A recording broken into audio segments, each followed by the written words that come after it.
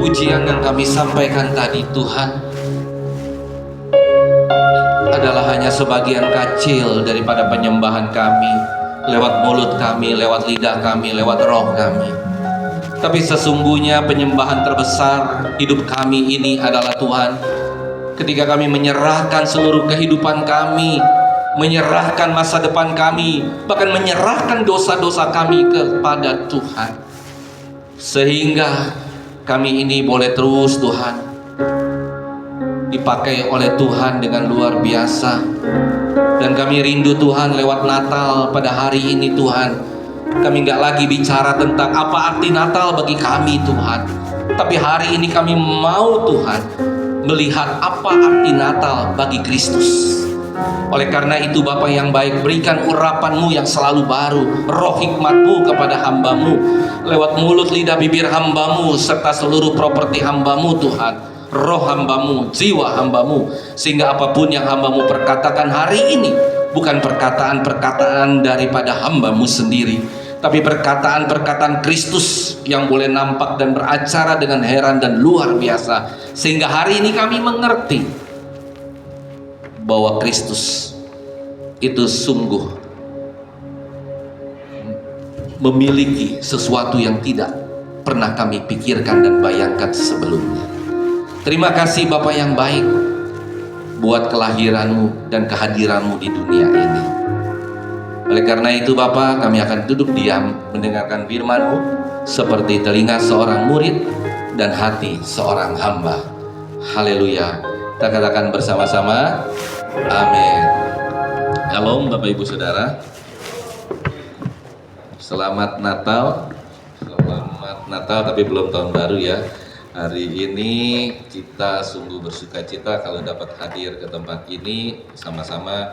Mungkin ada beberapa jemaat yang sudah pulang kampung, sudah tidak ada lagi di sini, sudah pulang kampung. Tapi biarlah hari ini kita mau tetap merayakan Natal di tanggal yang ke-25 ini.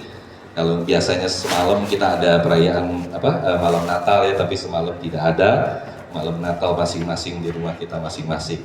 Nah, oleh karena itu seperti yang sudah ada di warta dan seperti yang saya sudah sampaikan di pengumuman bahwa kita sudah sampai satu kali lagi tanggal 28 kita akan rally Natal kita akan berakhir.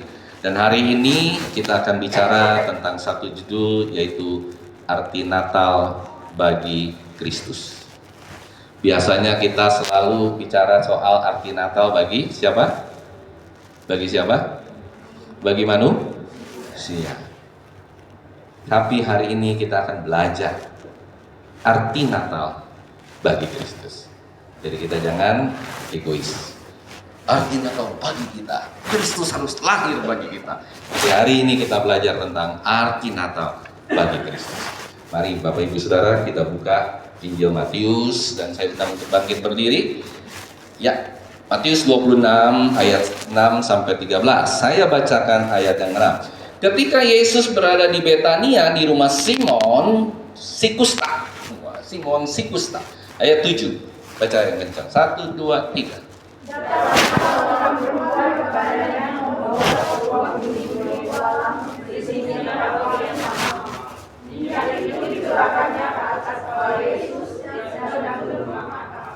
Melihat itu, murid-murid gusar dan berkata, untuk apa pemborosan ini? Ayat 9. Sebab minyak itu dapat dijual dengan mahal dan uangnya dapat diberikan kepada orang-orang miskin. Tetapi Yesus mengetahui pikiran mereka lalu berkata, mengapa kamu menyusahkan perempuan ini? Sebab ia telah melakukan suatu perbuatan yang baik kepadaku. Ayat 11. Karena orang miskin juga berada padamu, tetapi aku tidak akan selalu bersama-sama kamu. Sebab dengan mencurahkan minyak itu ke tubuhku, ia membuat suatu persiapan untuk penguburanku. Ayat 13, kita baca bersama-sama. 1, 2, 3. Aku berkata kepadamu, sesungguhnya di mana saja Injil ini diberitakan di seluruh dunia, apa yang dilakukannya ini akan disebut juga untuk mengingat dia. Belum duduk. Yohanes pasal yang ke-12. Kan udah duduk seharian, yang anti tidur duduk. Yohanes pasal 12 ayat 3 sampai ke 5. Demikian firman Tuhan. Maka Maria mengambil setengah kati minyak narwastu murni yang mahal harganya, lalu meminyaki kaki Yesus dan menyekanya dengan rambutnya, dan bau minyak semerbak di seluruh rumah itu. Ayat yang keempat, silakan dibaca. 1, 2, 3. Tetapi ada seorang dari murid-murid Yesus yang akan segera menyerahkan dia berkata. Amin. Ayat yang ke-7. Ayat yang ke-berapa? 5 ya.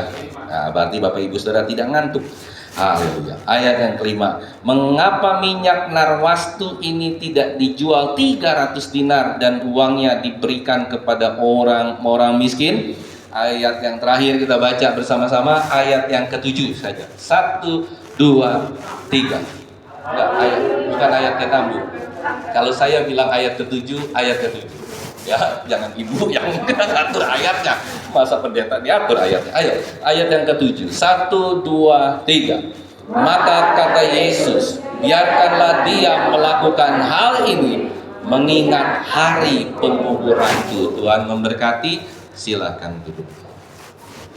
Pagi ini kita akan merenungkan apa arti Natal bagi Kristus. Kita seringkali di dalam kehidupan kita selalu memikirkan setiap hari arti Natal bagi kita, arti Natal bagi kita, arti Natal bagi kita.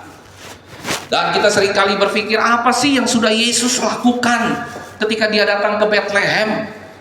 Standar apa yang dia lakukan? Dan kita mengerti standarnya Yesus di dalam melakukan pelayanannya. Dan kita seringkali hanya center kepada Kristus. Dan kita katakan arti Natal bagi kita, makna Natal bagi kita. Banyak hamba-hamba Tuhan yang terus berbicara tentang arti Natal bagi manusia. Begini, begitu, begini, begitu. Tapi hari ini saudara, kita renungkan baik-baik. Apa sebenarnya arti Natal bagi Sang Pencipta? Apa arti Natal bagi Kristus, saudara? Nah, kita tahu bahwa kita seringkali melayani Tuhan, tetapi jarang kita mengerti tentang isi kitab suci itu sendiri, dan apa standar dan apa inti dari pelayanan kita itu. Saudara, Kristus itu sebenarnya adalah inti iman kita. Kalau kita tidak pernah mengakui Kristus itu sebagai Tuhan dan Juru Selamat, maka nggak ada kekristenan. Oleh karena itu perhatikan baik-baik. Kristus itu adalah inti iman kita. Ada amin saudara? Coba kita katakan bersama-sama. Kristus adalah inti iman kita. Dan langkah Kristus ke dunia ini, ayo katakan, dan langkah Kristus ke dunia ini adalah perjalanan iman kita. Ada haleluya. Perjalanan iman kita. Jadi Kristus itu adalah inti yang harus kita pegang di atas segala-galanya. Dan ketika Kristus berjalan ke dunia, ketika Kristus inkarnasi ke dunia, menyerupai seorang manusia dan ada di dalam manusia, flesh menjadi firman, maka itulah yang dinamakan perjalanan iman kita. Apa saudara? Perjalanan iman kita. Jadi ketika Kristus datang ke dunia ini dengan segala macam tantangan, dengan dia ditolak, dengan semua tidak mengakui bahwa Kristus itu adalah Tuhan dan lain-lain, dia tidak dapat menaruh kepalanya. Serigala mempunyai liang, bahkan seluruh binatang makhluk hidup mempunyai rumah, tapi dia tidak punya apa-apa. Nah, itulah yang dinamakan perjalanan iman kita. Ada amin saudara? Perjalanan Kristus datang ke dunia ini, itulah yang dinamakan perjalanan iman kita.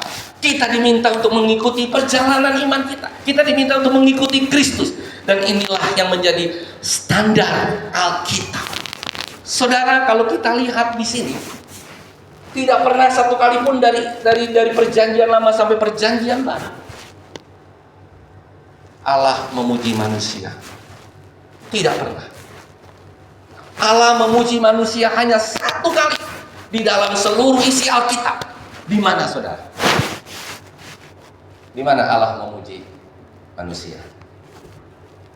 Waktu dia diminyaki kakinya oleh Maria. Tidak pernah. Dia tidak pernah memuji manusia. Hanya itu yang dia puji. Tidak pernah.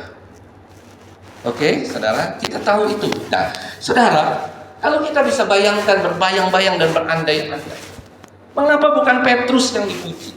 Mengapa bukan Yohanes yang dipuji? Mengapa bukan Yakobus yang dipuji? Tetapi wanita. Pujian ini adalah pujian yang sangat tinggi nilainya. Dan ini datang bukan dari manusia. Ini datang dari siapa, saudara? Pencipta langit dan bumi, pemilik segala-galanya. Pujian yang bukan pujian yang biasa-biasa, tapi pujian ini adalah pujian yang menyatakan bahwa ini adalah pemberian terbaik dari seorang manusia. Ada amin, saudara? Dan ini adalah bayang-bayang Kristus. Bayang-bayang Kristus ketika dia mati di atas kayu salib, itulah persembahan yang terbaik yang Tuhan, yang Kristus bisa berikan kepada manusia. Dan sama seperti ini, saudara, itulah yang Tuhan berikan, yang Maria berikan kepada Tuhan. Nah, saudara, oleh karena itu jangan kita pernah berpikir bahwa ketika manusia itu ada di dalam satu institusi, organisasi, kependetaан kah, hamba Tuhan kah, di dalam kantor kah, dimanapun dia berada, kita sering kali berpikir bahwa orang yang sudah jadi pendeta S1, S2, S3, maka iman dan percayanya lebih hebat dari jemaat. No.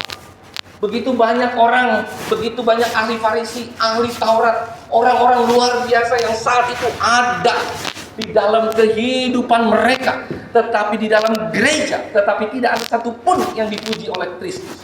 Yang dipuji oleh Kristus hanya satu. Siapa, saudara? Ayo, perempuan, coba angkat tangan yang perempuan. Ada amin, saudara?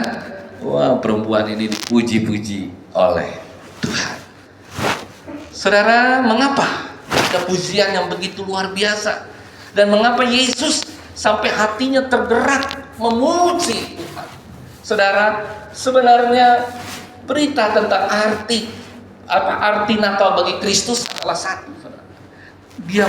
Bagaimana dia bisa melayani yang terbaik bagi umat manusia. Oleh karena itu kita akan bagi ke dalam dua hal. Yang pertama, pelayanan adalah suatu pengabdian yang memberikan korban yang terbaik dengan sukacita. Jadi, saudara, kalau kita lihat hari ini, Kristus itu yang melayani manusia, dan itu begitu berarti. Arti sebuah Natal bagi Kristus itu adalah artinya dia mau melayani manusia. Katakan kiri kananmu, Kristus mau melayani manusia. Kristus mau menebus manusia. Kristus mau melakukan yang terbaik bagi manusia. Kristus mau berkorban yang terbaik bagi manusia. Saudara yang terkasih di dalam nama Tuhan kita Yesus Kristus, pelayanan itu mengandung satu arti pengabdian. Apakah pengabdian itu hanya pengabdian yang biasa? No, pengabdian yang diharuskan dengan memberikan korban yang terbaik bagi dengan sukacita. Ada amin, saudara? Ada amin? Pengabdian itu artinya apa? Sepenuh hati, saudara. Sampai kita merasa sakit, sampai kita merasa tidak enak waktu kita memberi, baru itu namanya pemberian yang terbaik. Ada seorang, kalau kita pernah ingat, Kristus pernah duduk untuk mengamati dari belakang, mengamati orang yang memberikan apa, saudara? Persembahan. Semua dia lihatin satu-satu, satu yang memberi ini, dan hebatnya luar biasa. Kristus bisa tahu ada orang yang memberikan 2 keping teh. Coba kalau zaman sekarang, saya sebagai seorang pendeta atau siapapun sebagai seorang pendeta, tiba-tiba kita kasih persembahan baik di depan maupun di situ. Terus tiba-tiba kita bilang, coba aku lihat dulu uang pemberianmu berapa? 5.000, 10.000, 20.000, apa 100.000? Terus kira-kira gimana, Bapak Ibu Saudara? Kira-kira gimana? Besok datang lagi nggak ke gereja ini? Pasti, nggak enak di sana. Masa persembahan 5.000 dilihat, persembahan 10.000 dilihat. Tapi Kristus tanpa tedeng maling-maling, saudara. Dia bilang bahwa dialah yang memberikan persembahan yang terbaik. Kenapa? Why? Karena memang dia nggak punya apa-apa lagi. Hanya satu-satunya persembahan yang terbaik yang dia bisa berikan, itulah 2 keping atau sepeser duit itu yang dia bisa berikan kepada gereja. Saudara yang terkasih di dalam nama Tuhan Kristus, Yesus Kristus, ini adalah tidak mudah. Kenapa Kristus selalu memberikan ilustrasi, memberikan khotbah? Itu pasti dengan uang. Uang, talenta, uang, talenta, uang, talenta. Karena manusia paling gampang mengerti tentang uang. Paling gampang manusia tuh ngerti tentang duit. Itu paling gampang. Kalau orang memberikan persembahan, ya kemarin kita adakan proposal, kan paling gampang tuh dinilainya. Wah, ada orang memberikan nilai segini, praise the Lord. Ntar ada lagi yang memberikan lebih gede lagi, praise the Lord. Ada lagi orang yang memberikan lebih besar lagi, kita lebih kencang lagi, praise the Lord ya, praise the Lord. Ada juga yang bilang mantap, puji Tuhan, segala macam. Manusia itu bisa banyak diukur hanya dari dan Tuhan itu tahu. Alkitab ini ditulis sama saudara karena Tuhan tahu manusia sangat mencintai uang. Siapa dari antara kita nggak suka uang? Coba tolong angkat tangan. Ayano suka nggak uang? Oh kata Coba kira-kira Ayano suka uang nggak? Enggak ya? Waduh, sayang Pak Yanus. Tadi baru nanti ketika saya mau keluar dari tempat ini, saya mau kasih angpau buat Pak Yanus. Tapi karena Pak Yanus ketawa, nggak suka, nggak jadi dah ya kan? Karena sifat dan karakter manusia itu memang uang. Karena itu tolong ukur Tuhan kepada manusia. Juga dia bilang uang. Mungkin ada banyak orang yang kalau doa persembahan bilang begini ya saudara. Terima kasih Tuhan. Biarlah kami semua dapat memberikan sedikit dari bagian kehidupan kami, sedikit dari harta benda kami, sedikit, saudara. Ada amin? Tetapi kami memberikannya tulus. Saudara bisa bayangkan, kalau kita memberikan sedikit, kita refer back. Apakah itu yang terbaik? Apakah itu yang terbaik buat Tuhan? Saya nggak bicara soal sedikit dari kantong siapa. Mungkin orang ada yang punya duit 100.000. Ada orang yang punya duit 100 juta. Ada orang yang punya duit 1 M. Tapi ketika dia memberikan sedikit dari 100.000, itu berarti kan 1.000, 5.000. Ya apa ya saudara? Tapi kalau dia bisa memberikan semuanya, dia hanya punya duit 100.000, dia pertaruhkan kasih 100.000-nya seperti orang ini saudara, seperti perempuan ini. Dia memberikan 2 keping perak seluruhnya. Itu yang terbaik. That's all, saudara. Itu sangat terbaik. Dan kita bisa melihat dari bagian Alkitab ini, kita mengerti tentang apa arti sebuah korban. Apa arti Yesus berkorban turun ke dunia. Apa arti Yesus mati di dalam kehidupannya sehingga kita orang-orang yang begitu kotor bisa selamat. Saudara, hari ini kita mau melihat ada satu pengorbanan yang luar biasa. Coba kita buka sekali lagi ya. Markus pasal 12. Ini mungkin lebih jelas daripada tadi. Markus pasal 12 ayat 41 sampai 44. Coba kita lihat lagi. Pada suatu kali, udah buka semua? Udah dapat? Markus pasal 12 ayat ke berapa? 41 sampai 44. Pada suatu kali Yesus duduk menghadapi peti persembahan dan memperhatikan bagaimana orang banyak memasukkan uang ke dalam peti itu. Banyak orang kaya, saudara perhatikan, memberi jumlah yang besar. Lihat, perhatikan baik-baik. Tapi Yesus nggak tertarik dengan orang kaya yang memberikan besar. Ayat 42, silakan dibaca. 1, 2, 3.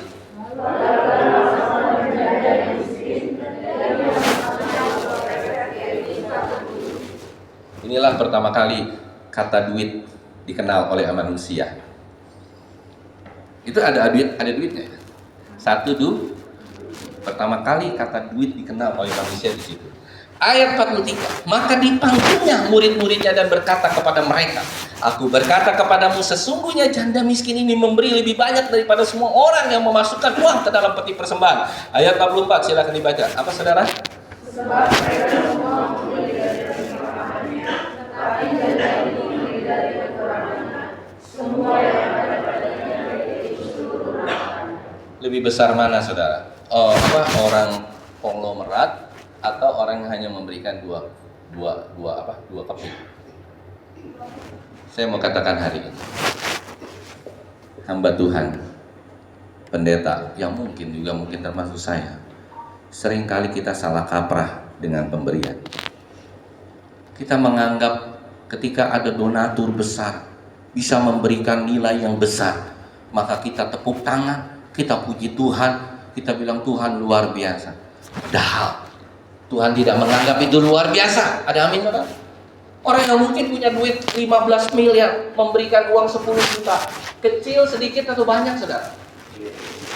Orang yang hanya punya uang 200 ribunya dia serahkan untuk, misalnya kemarin tuh untuk Natal, besar atau kecil, saudara? Jadi rupa-rupanya ada sesuatu yang berbeda antara Tuhan melihat dengan kita melihat. Tapi sering kali kita melihat number, sering kali kita melihat nilai itu. Kenapa? Untuk kebutuhan, misalnya gereja 80 juta atau 100 juta, yang nyumbang 100 ribu, yang nyumbang 50 ribu, yang nyumbang 300 ribu. Tapi pernahkah saudara berpikir, ketika di dalam keadaan yang sudah benar-benar, waduh ini sumbangan kelihatannya tidak mencukupi, tapi akan berdoa untuk dia dapat memberikan yang terbaik buat kita semua. Saya mau tanya saudara, sukar nggak? Pernah nggak saudara mengalami hal-hal yang di luar pikiran saudara, di luar imajinasi saudara, di luar segala-gala dari saudara, di luar perhitungan saudara? Pernah nggak saudara? Saya bukan pernah sekali, dua kali, mungkin sudah puluhan kali saudara, termasuk yang kemarin juga. Bapak Ibu saudara tahu, kemarin ada seorang yang memberikan, saya nggak perlu sebutkan nilainya, tetapi yang pasti orang itu bukan dari Kristen. Orang itu adalah pure Muslim, saudara, bukan dari orang Kristen.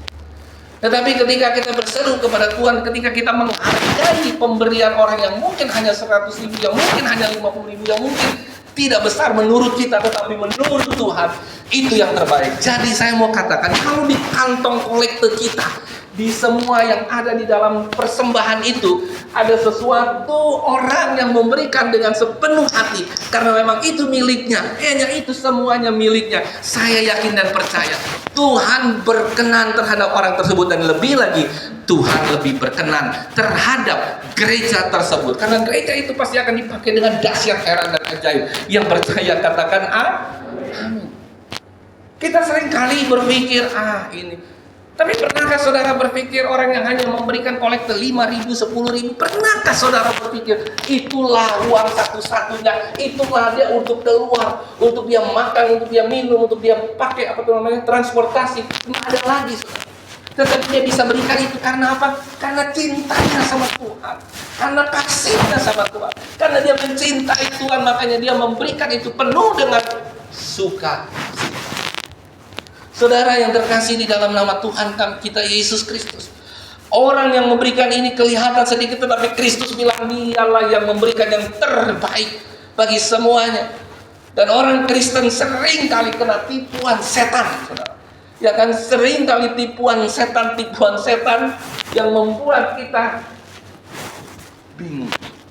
Dan bahkan kalau ada orang, saya pernah sekali waktu, mungkin udah puluhan tahun yang lalu ya, saya nggak perlu sebut namanya. Ada orang bisa memberikan setiap kali gitu, besar. Terus pernah nggak saudara berpikir ketika orang itu memberikan besar, istrinya komplain?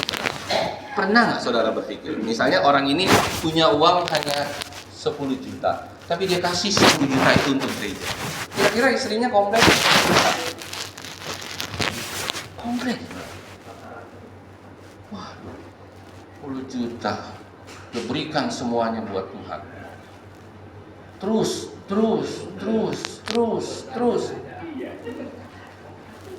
Kalau Pak Yanus kira-kira ya baru dapat gaji 3 juta, 4 juta, tiba-tiba nggak usah ngomong ke saya, langsung berikan buat persembahan yang terbaik. Kira-kira istrinya Pak Yanus merangut atau sukacita?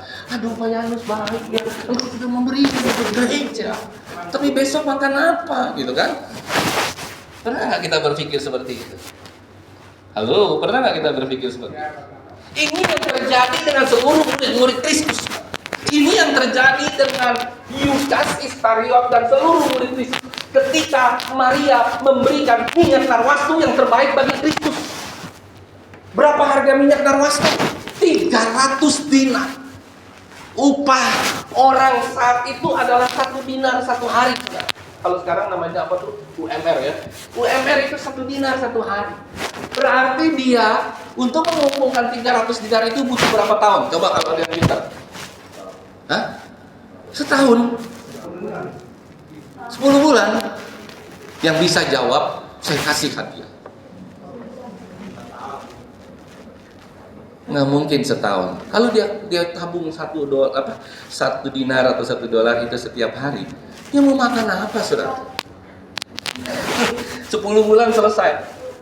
Berarti kalau dia bisa nabung 1 bulan, dia bisa nabung 1 tahun itu 20% itu udah bagus. Berarti 20% dari 300 dinar itu berapa, saudara? 300 dinar upah setahun lah ya, saudara. Berapa? 60 dinar kan? Nah, 60 dinar 1 tahun. Berarti untuk mengumpulkan 300 dinar minyak narwastu yang dibeli sama Maria itu berapa tahun, saudara? 5 tahun. Oh, tadi Pak Yanus bisa jawab. Oke dia, walaupun untung-untungan, buat jawab aja 5 tahun. Bentar. Ya, nanti ya dikasih ya Pak Yanus ya. 2027. Nah, saudara, dia bukan hanya memberikan tabungannya. Saudara akan tercengang-cengang kalau saya bahas ini lebih dalam lagi. Kenapa saya bilang tercengang-cengang? Sungguh tercengang-cengang. Dan saat itu, kalau perempuan Palestina mengumpulkan minyak narwastu, itu artinya apa? Artinya apa? Itu adalah minyak yang dipakai untuk pernikahannya. Dia sudah kumpulkan 5 tahun pernikahan, mungkin umurnya sudah 26, mungkin umurnya sudah 30. Dia kumpulkan, saudara. Nah, untuk mengumpulkan minyak narwastu yang sama lagi 5 tahun lagi, itu berarti dia sudah menyerahkan masa depan perkahwinan, dia sudah menyerahkan masa depannya, dia sudah menghabiskan masa lalunya semuanya hanya untuk siapa, saudara? Untuk Tuhan. Sudah siap ya?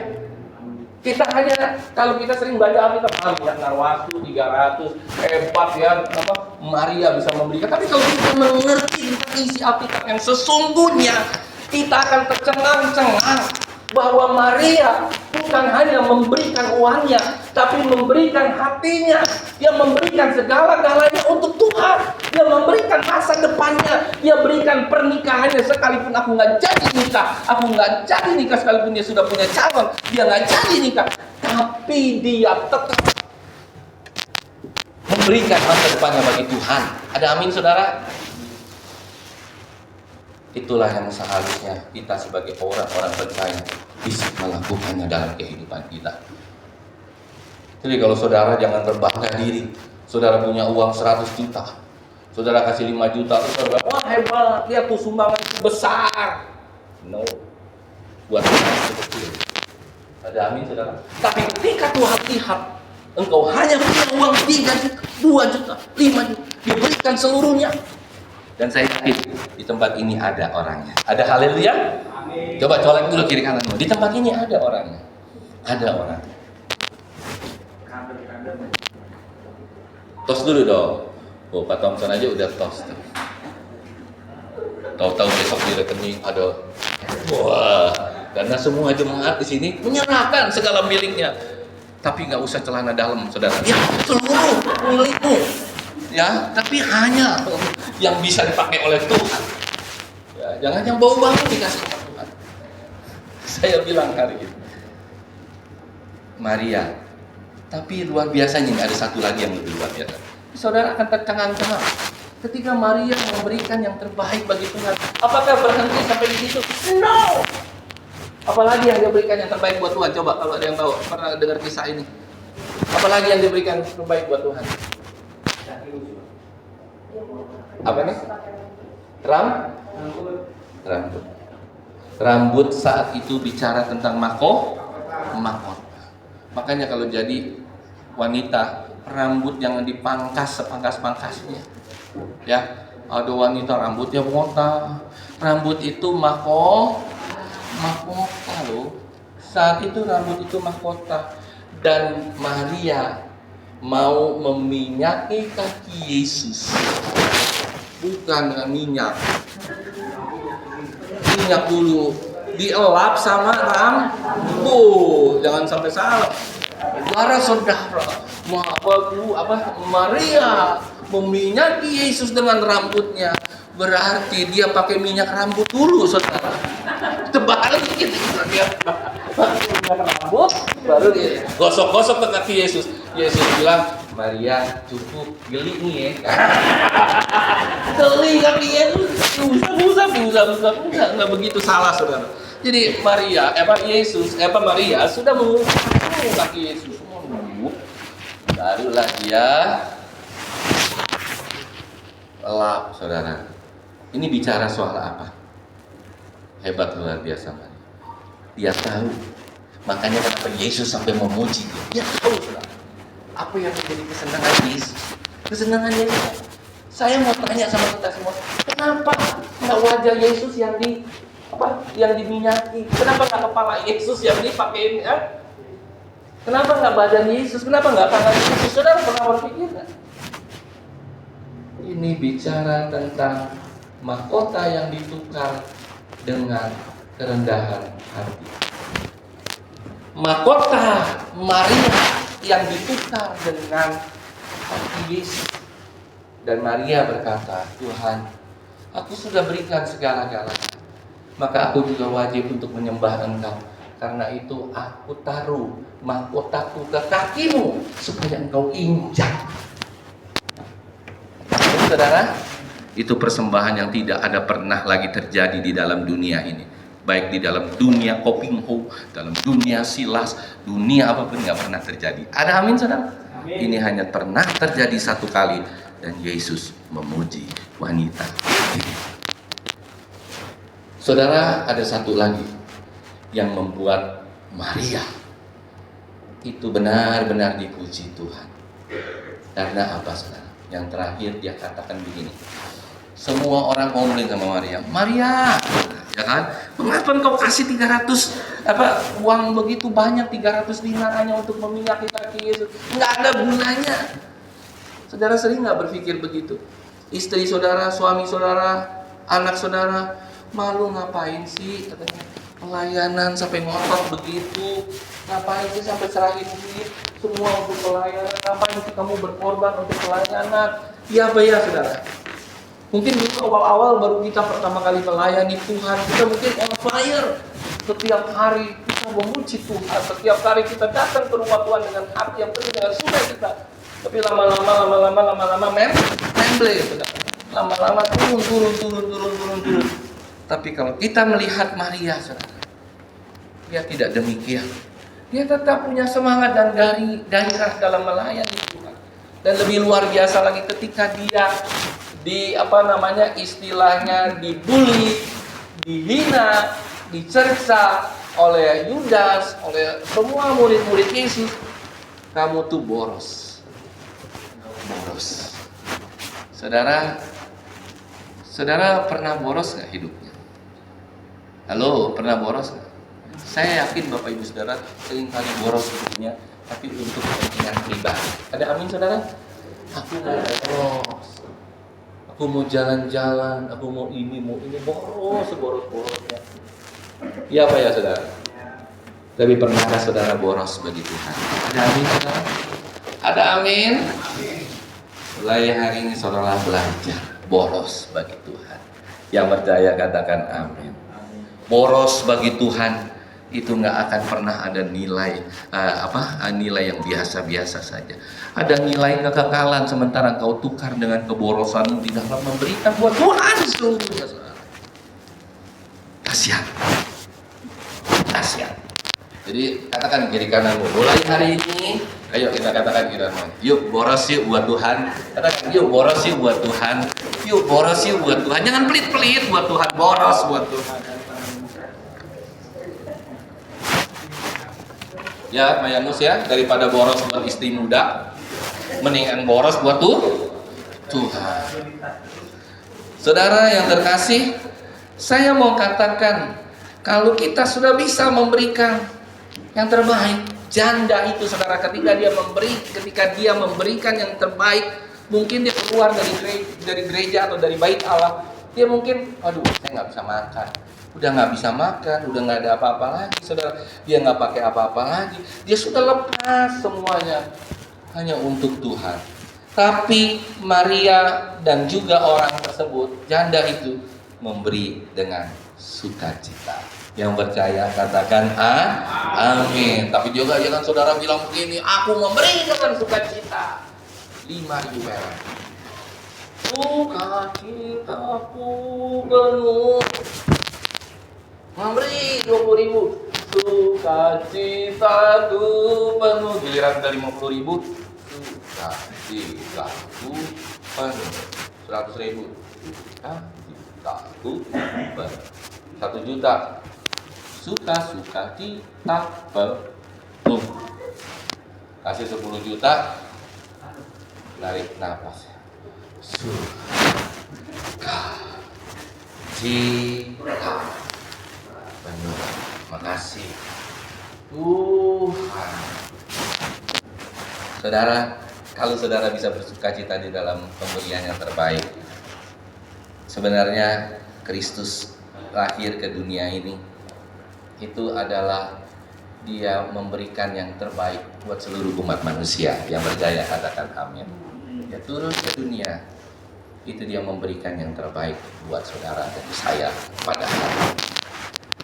Bayangkan saudara, dia berikan semuanya yang terbaik. Dan luar biasanya lagi, kalau Tuhan mungkin hanya membuat kita memberikan yang terbaik dari segi apa kita berikan? Suara, uang, kehebatan, kemampuan kita, kepintaran kita, selesai. Yesus Allah Bapa di surga memberikan yang terbaik buat kita. Itu bukan uang, bukan berkat saudara. Siapa yang dia berikan? Anaknya yang tunggal dia berikan kepada kita. Bukan hanya kuasanya, bukan hanya kehebatannya, bukan hanya kemujizatannya, kedahsyatannya, bukan saudara. Dia berikan anaknya kepada kita. Saudara bisa bayangkan kalau saudara punya beberapa anak, ya, misalnya ada 5 anak. Coba Bu Ani atau siapa di sini ya, punya 5 anak. Kira-kira yang ibu atau bapak berikan untuk dia jadi hamba Tuhan, anak yang paling pintar apa anak yang paling bodoh? Coba kira-kira aja gitu. Pasti anak yang paling bodoh buat Tuhan. Yang paling pintar suruh jadi apa tuh?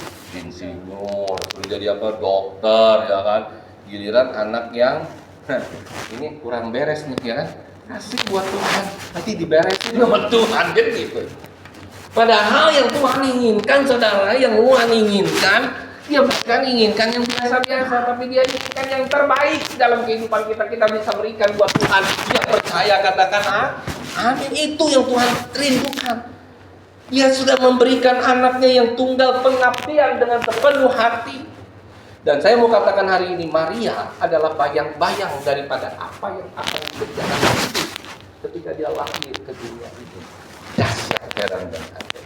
Dan saudara lihat, kulminasi titik puncaknya pemberian yang terbaik itu adalah Kristus. Amin, saudara. Maria janda itu hanya bayang-bayang, tapi titik tertinggi, kulminasi tertinggi, titik tertinggi adalah pemberian ketika Kristus diberikan kepada seluruh umat manusia. Hari ini kita patut bersyukur karena Kristus itu sudah diberikan buat kita. Dan ketika dia diberikan buat kita, banyak seperti yang saya khotbahkan, dia mau menjadi raja di dalam kehidupan kita. Tapi kita tolak. Sorry bos, saya maunya Tuhan begini, Tuhan begini, baru aku terima. Tapi ketika aku disuruh taat, aku disuruh milih istri yang benar gitu, bukan istri yang asal-asalan, kita menolak. Aduh, aku udah jatuh cinta nih Tuhan. Ada amin saudara? Padahal Tuhan bicara dalam hatinya, bukan itu jodohmu, bukan.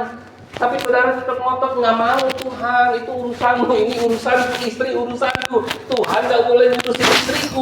Ada hal yang bagaimana kita bisa menjadikan Kristus sebagai raja, sekalipun dia adalah seorang bayi, born as a child and yet a king. Saudara yang terkasih, belum pernah ada di dalam sejarah orang Yahudi. Kita balik lagi ya. Ada orang yang bisa meminyaki. Artinya apa saudara? Bahkan Yohanes Pembaptis pun mengatakan seperti ini. Membuka kasih-kasihnya pun aku tidak. Itu semua bicara soal kakinya Yesus. Itu tidak pernah bicara soal badannya Yesus, tangannya Yesus, kepalanya Yesus, matanya Yesus, mulut. No, semua itu bicara soal kakinya Yesus. Apa artinya saudara? Kalau saudara mau hidupnya diubahkan, mau hidupnya menjadi baru, datang setiap hari ke kaki Yesus. Yang percaya katakan amin. Datang menyembah dia, berdoa, sujud di kaki Yesus. Seperti Maria mempersembahkan yang terbaik bagi Kristus. Siapakah yang sesungguhnya kita layani? Di dalam pelayanan kita sering kali bukan melayani Kristus. Saya kadang-kadang bingung, ada hamba Tuhan pendeta yang sedikit-sedikit tersinggung, sedikit-sedikit begitu. Ya kan dulu di gereja kita itu, banyak sekali hamba-hamba Tuhan yang sering kali tersinggung gitu. Sampai keluar dari gereja tempat ini. Apakah itu pelayan Tuhan? No, itu bukan pelayan Tuhan. Pelayan Tuhan yang benar adalah sama seperti Maria. Sekalipun dia dihina, dicerca, dia bilang, kamu boros Maria, kamu boros Maria, ngapain kamu kasih Kristus? Maria tersinggung nggak saudara? Kalau saudara tersinggung nggak? Marah, lenggolan, kacau, ya kan? Apa namanya itu kalau sangari, kalau sangari kan orang Manado. Lu jangan macam-macam ya. Ini duit gue cari sendiri. Gue mau kasih gereja, gue mau beliin bakmi ke setong. Itu urusan gue. Ya apa ya saudara? Kita marah, kita tersinggung, kita nggak mau ibadah di gereja itu. Kita nggak mau jadi pelayan Tuhan di gereja. Saudara, saya mau katakan, kalau jadi pelayan Tuhan, itu kita sebenarnya harus sudah menyerahkan semuanya. Nggak boleh ada lagi singgung kanan, singgung kiri. Sekalipun hatimu sakit, itulah persembahan yang terbaik yang engkau berikan buat Tuhan. Yang percaya katakan amin. Tapi kalau engkau sudah puluhan tahun jadi pendeta, berkhotbah dengan laga yang sok tahu, dengan laga yang sok hebat-hebat, berkhotbah, punya kehidupan yang luar biasa kelihatannya. Tapi ketika masuk gereja, tersinggung, marah, ribut, berantem, itu pendeta. Jauh dari standarnya Tuhan. Dan itu bukan pendeta. Makanya saya seringkali rela melepaskan mereka yang memang nggak ada koridornya lagi di dalam kependetaan. Maria saja yang bukan pendeta, Maria yang bukan hamba Tuhan, Maria yang bukan rasul. Dia tidak tersinggung dengan omongan kiri kanan depan belakang orang. Saya mau katakan satu hal, kunci dari kita melayani untuk bisa kita meneruskan, untuk kita bisa continue di dalam melayani, itu hanya satu saudara. Apa saudara? Ketika kita sudah selesai melepaskan akar pahit apapun di dalam kehidupan, dengan teman-teman kita, dengan siapapun. Ada amin saudara? Sekalipun banyak sekali kepahitan yang kita alami di dalam satu gereja, tetapi apa yang Maria lakukan, apa yang kita lakukan, harusnya kita tetap lakukan. Bahwa pelayanan kita bukan untuk manusia, tapi pelayanan kita untuk siapa saudara? Untuk Tuhan. Yang kedua, saya mau singkatkan sesingkat-singkat. Yang kedua, sama tadi. Pelayanan adalah pengabdian dengan memberikan korban yang terbaik, tetapi yang dituju hanya satu-satunya, Kalau saudara melayani sudah memberikan yang terbaik semuanya buat Tuhan, itu good. Tetapi ada satu lagi, ketika ada manusia yang mengorak-ngarik, saudara tetap harus pandang terus sama Tuhan. Tidak bisa memandang manusia. Jangan pandang kiri kanan, jangan pandang pendetamu, jangan pandang majelismu, jangan pandang wakil gembalamu, jangan pandang bagian keuanganmu, jangan pandang yang lain-lain. Kalau engkau datang ke gereja hanya pandang saja siapa saudara? Tuhan. Satu kali ada orang yang melakukan eksperimen seperti ini. Dia punya musuh begitu banyak di gereja.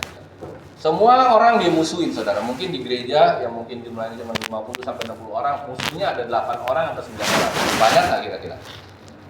Dia mau duduk ke kiri, musuh. Dia mau duduk di depan, ada musuh. Dia mau duduk di belakang, musuh. Dia mau duduk di sini, mau duduk ke dekat gembala, gembalanya juga musuhnya dia. Sampai satu kali ada orang yang bijaksana bilang begini,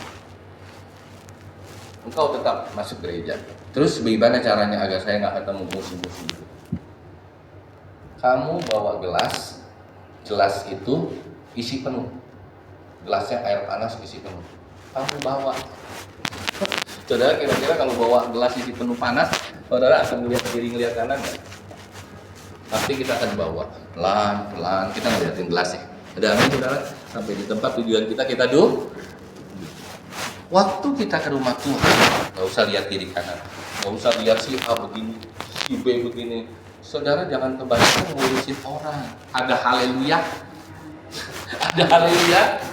Orang ini diurusin, orang begini diurusin, orang begitu diurusin. Saudara urusannya itu hanya sama Tuhan. Berkorban untuk Tuhan, segala-galanya untuk Tuhan, hanya fokusnya untuk Tuhan. Nggak usah kiri kanan depan belakang. Karena yang kita sembah, kita mau atau kita mau akan menyembah Tuhan di kakinya Tuhan. Yang percaya katakan saudara hari ini sedang duduk di kaki Tuhan, tapi saudara nggak berasa. Saudara hari ini sedang mendengar saya berkhotbah dan saudara nggak berasa. Padahal saudara sedang taat duduk di kaki Tuhan. Tapi itu yang saya rindukan bisa terjadi buat Bapak Ibu Saudara setiap hari. Taat duduk di kaki Tuhan setiap hari. Berdoa, baca firman, dengar Tuhan. Ini kan dengar Tuhan kan, dengar firman Tuhan, dengar Tuhan. Hal itu bisa kau lakukan setiap hari, luar biasa. Dan yang terakhir saudara, segala apapun pelayanan yang kita lakukan harus sinkron dengan rencana Allah di muka bumi. Saudara, bagaimana caranya kita bisa sinkron? Pelayanan kita semua, kita ini menjadi sinkron setiap hari. Dan ternyata orang berkhotbah, orang melakukan segala sesuatu itu bukan hanya soal tema. Tema itu soal mudah, tema itu soal biasa-biasa saja. Tetapi siapkah kita, saudara, untuk bisa sinkron di dalam kehidupan kita pribadi lepas pribadi dengan Tuhan, dengan rencana Tuhan. Jadi ketika Tuhan bilang A, kita harus nurut A. Sekalipun kita nggak mau, sekalipun kita sakit, Tuhan, ini bukan Tuhan, ini bukan Tuhan. Tapi ketika Tuhan bilang itu sinkron dengan rencanaku, maka seharusnya kita itu semua juga bisa menuruti kehendak Tuhan. Apakah saudara pikir pelayanan itu gampang? Enggak. Pelayanan itu adalah pelayanan yang paling susah. Karena pelayanan harus mensinkronkan antara cinta kita dengan cintanya Tuhan. Saya mau katakan satu hal. Enggak akan pernah sinkron di dalam kehidupanmu dengan rencana Tuhan kalau cintamu kepada Tuhan hanya cinta yang palsu. Ya, sekali lagi sebelum saya akhiri khotbah ini. Kalau pelayananmu hanya sebatas bukan untuk Tuhan, hanya untuk menyenangkan dirimu sendiri. Saya mau katakan, pelayanan itu banyak orang hanya untuk menyenangkan diri sendiri. Ya apa ya? Kalau diri sendirinya sudah tidak dianggap. Coba kalau suatu saat saudara nggak pernah disalamin lagi sama saya setiap minggu, kira-kira gimana? 2 minggu deh, 3 minggu deh, kira-kira gimana? Halo?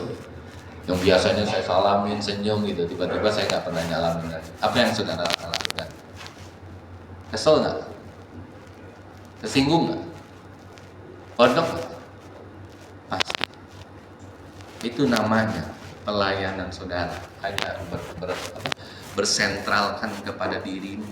Kalau dirimu disakiti, dirimu nggak enak, tapi kalau engkau itu bisa menerima itu semua, diomelin, diapain, tetap saudara bisa terima.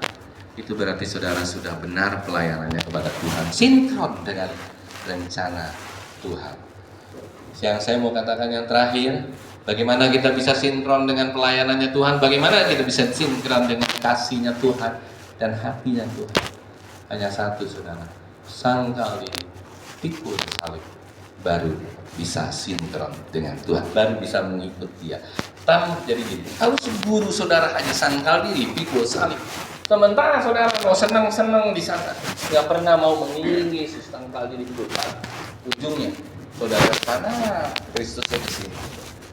Yang terakhir ini sangat mengingatkan kita semua. Kalau saudara sinkron dengan rencana Tuhan, yang mau berumah tangga sinkron dengan rencana Tuhan, sangkal diri pikul salib, dan saudara akan melihat bahwa rencana Tuhan akan terjadi dengan luar biasa dalam kehidupan.